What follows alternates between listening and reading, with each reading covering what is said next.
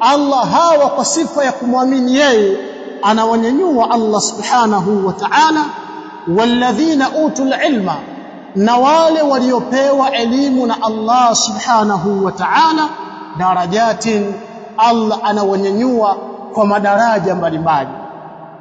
Aya hii kadhalika inatuonesha fadla, ubora wa Muislamu kuisoma dini ya Allah subhanahu wa ta'ala.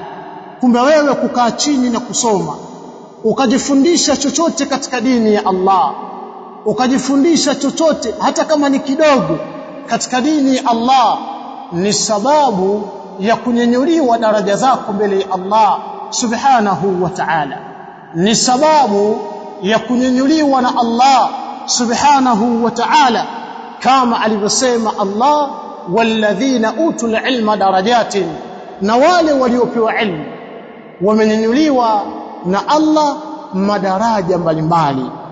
Waqala an-nabiy sallallahu alayhi wasallam, lakini kadhalika ametueleza mtume wetu sallallahu alayhi wasallam, wa huwa sadiqul masduq, na yeye ni mkweli wa kusadikisha.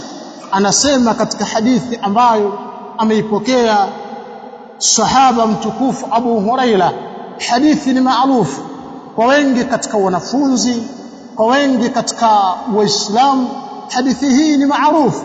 Anasema alayhi salatu wassalam, man salaka tariqan, yoyote atakayeshika njia, yaltamisu fihi ilman, kwa njia aliyoishika akawa anatafuta ilmu, anatafuta kuisoma dini ya Allah subhanahu wa ta'ala, sahala Allahu lahu bihi tariqan, Allah subhanahu wa ta'ala anamfanyia wepesi kwa hiyo njia aliyoishika, anamfanyia wepesi tariqan ila aljanna, njia ya kuelekea katika pepo ya Allah.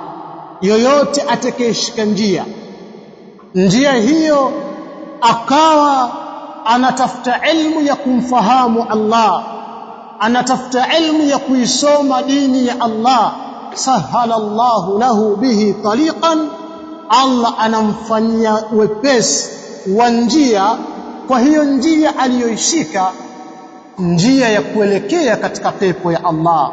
Man minna, ni nani katika sisi ambaye haitaki njia ya kuelekea katika pepo ya Allah? Ni nani katika sisi ambaye hataki njia ya kumfikisha kwenda katika pepo ya Allah?